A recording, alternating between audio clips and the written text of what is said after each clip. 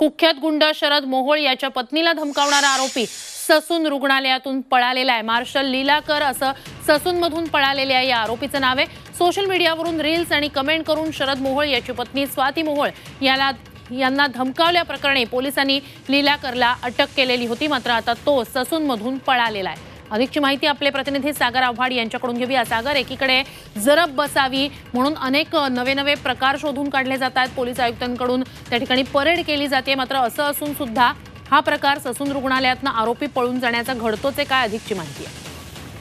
नक्कीच जर आपण पाहिलं तर पुण्याचे नवीन पोलीस आयुक्त अमितेश कुमार यांनी चार्ज घेतल्यापासून गुंडांची परेड घेतली आणि गुंडांना वचक राहण्यासाठी एक दरारा निर्माण केला। मात्र तो दरारा पाहायला मिळत नाहीये, कारण की काल जर बघितलं आपण तर काल औंधमध्ये गोळीबार करून एकाची हत्या करण्यात आली आणि स्वतः गोळी मारून आत्महत्या केली आणि त्यानंतर स्वाती मोहोळ अमृत नोनी आर्थो प्लस, ये एक प्रूवन फॉर्मूला है। इसमें मौजूद नोनी फल के गुण और आयुर्वेदिक जड़ी बूटियां शरीर को जरूरी पोषक तत्व देने के साथ साथ हड्डियों और जोड़ों के घिसने, उनमें होने वाले सूजन और दर्द को रोकने में मदद करता है। दर्द मुक्त जीवन के लिए अमृत नोनी आर्थो प्लस। मोहोळच्या पत्नी आहेत, त्यांना सोशल मीडियावरती मारण्याची धमकी मार्शल लीलाकर यांनी दिलेली होती। लीलाकर हा निगडी मधला राहणारा आहे आणि तो सातत्याने सोशल मीडियावरून मारण्याच्या धमक्या स्वाती मोहोळ यांना देत होता। सायबर पोलिसांनी त्याला अटकही केलेली होती।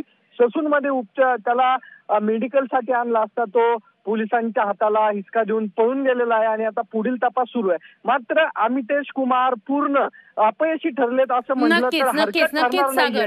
नक्कीच या सगळ्याचे अपडेट्स तुमच्याकडनं घेऊच। तूर्तास धन्यवाद तुम्ही दिलेल्या संपूर्ण माहितीसाठी।